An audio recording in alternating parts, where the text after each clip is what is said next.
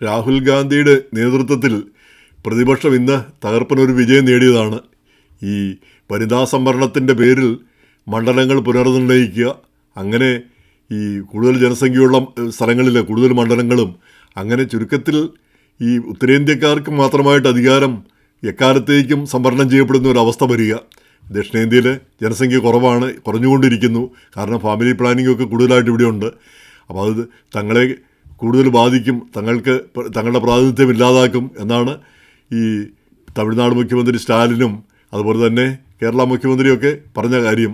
അതുകൊണ്ടാണ് ശക്തമായിട്ട് അവർ ഈ ബില്ലിനെ എതിർത്തത്.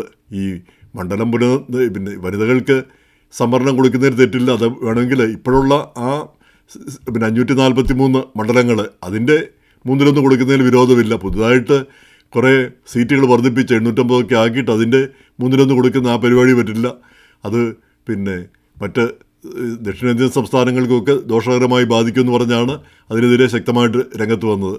അപ്പം ഈ വനിതകൾക്ക് സംവരണം കൊടുത്തു കഴിഞ്ഞാൽ അത് ഈ മുടി മുറിച്ച സ്ത്രീകൾക്കാണ് അതിൻ്റെ ആനുകൂല്യം കിട്ടാൻ പോകുന്നതെന്ന് പറഞ്ഞ് പിന്നെ മുസ്ലിം ലീഗിൻ്റെ ഒരു ജമാഅത്തെ ഇസ്ലാമിയുടെ ഒരു നേതാവിൻ്റെ ഒരു പ്രസ്താവന കാണുകയുണ്ടായി.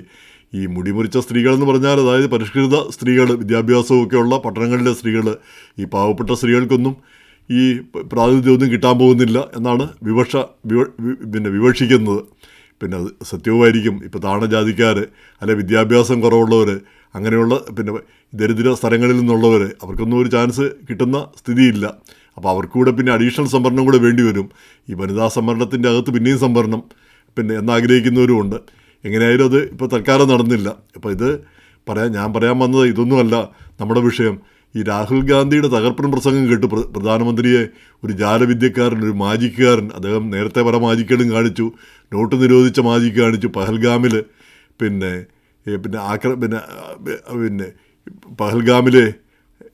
പഹൽഗാമിലും അതുപോലെ തന്നെ പിന്നീട് ഓപ്പറേഷൻ സിന്ദൂറിലും ഇങ്ങനെയുള്ള പലവിധ മാജിക്കുകളും കാണിച്ച വ്യക്തിയാണ് അദ്ദേഹം എന്നുള്ള രീതിയിൽ, ഒരു കുറ്റപ്പെടുത്തുന്ന രീതിയിൽ. അപ്പോൾ അതിനെതിരെ BJP ഒക്കെ അതിശക്തമായിട്ട് പ്രതികരിക്കുകയും ചെയ്തു.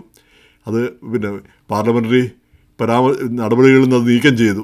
അപ്പോൾ ഇതിൻ്റെ ഇടയിൽ ഈ രാഹുൽ ഗാന്ധിയുടെ പ്രസംഗത്തിൻ്റെ ഇടയിൽ ഞാൻ ശ്രദ്ധിച്ചത് അദ്ദേഹത്തിൻ്റെ വേഷമാണ്. ഒരു ടീഷർട്ടും പാൻറ്റും ഒരു ടീഷർട്ടും.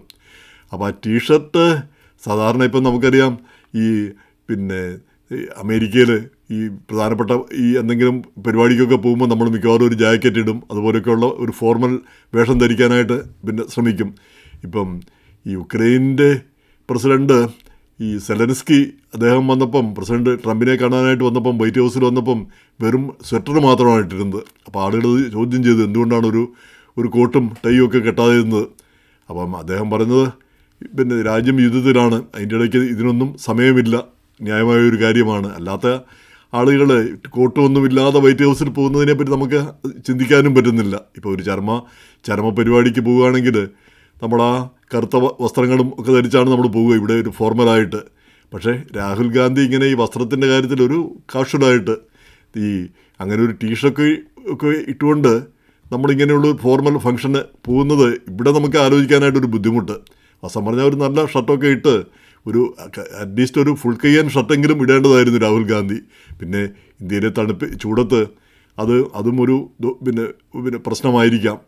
എന്ന് മാത്രമല്ല, നമ്മുടെ സംസ്കാരം അനുസരിച്ച് ഗാന്ധി അർത്ഥനഗ്നനായ ഫക്കീറായിരുന്നു.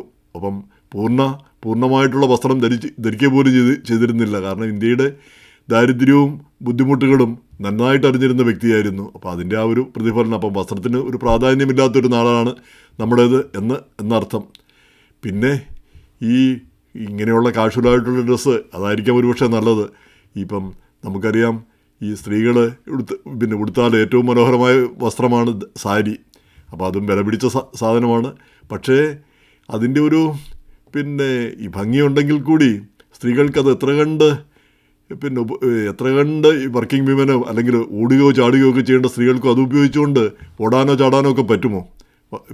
അതൊരു ഫോർമൽ ഡ്രസ്സാകാം എന്നല്ലാതെ ഒരു ഇൻഫോർമൽ ആളുകൾക്ക് ഓടാനോ ചാടാനോ അല്ലെങ്കിൽ പെട്ടെന്ന് രക്ഷപ്പെടാനോ അങ്ങനെയൊക്കെയുള്ള കാര്യങ്ങൾക്ക് ഉപകരിക്കാവുന്ന ഒരു ഡ്രസ്സ് അല്ല എന്ന് പലപ്പോഴും തോന്നിയിട്ടുണ്ട്. അതുപോലെ തന്നെ വലിച്ചഴിക്കാനോ ഒക്കെ കൂടുതൽ സാധ്യതയുള്ള ഒരു വസ്ത്രം. നേരെ മറിച്ച് ഇപ്പോൾ ചുരിദാറൊക്കെ ആണെങ്കിൽ അവിടെ പിന്നെ അലഹാബാദ് കോടതിയുടെ ഏതോ ഒരു വിധിയുണ്ട്, എന്താ പാവാടയുടെ ചരട് പൊട്ടിച്ചാൽ അത് ബലാത്സംഗമായിട്ട് വരില്ല എന്ന് ഒരു ജഡ്ജി. പക്ഷേ മേൽക്കോടതി അത് അങ്ങനെയല്ല, അതുപോലും പിന്നെ അങ്ങനെയുള്ള ഒരു ശ്രമം പോലും ബലാത്സംഗ ശ്രമമായിട്ട് തന്നെ, ബലാത്സംഗത്തിൻ്റെ ഭാഗമായിട്ട് തന്നെ കണക്കാക്കണം എന്ന് പിന്നെ മേൽക്കോടതി വിധിക്കുകയുണ്ടായി. എങ്ങനെയായാലും ഈ രാഹുൽ ഗാന്ധി ഒരു നല്ല ഡ്രസ്സൊക്കെ ധരിച്ച് പോകുന്നത് എപ്പോഴും നല്ലതായിരിക്കും എന്ന് തോന്നുന്നു. ഇന്ത്യയിൽ അങ്ങനെ ഒരു ഡ്രസ്സിനെ പറ്റി നമ്മൾ അത്ര ബോധവാന്മാരല്ലെങ്കിലും ഈ നമ്മുടെ സംസ്കാരം അനുസരിച്ച് ആ ഡ്രസ്സിനൊരു പ്രാധാന്യമില്ല.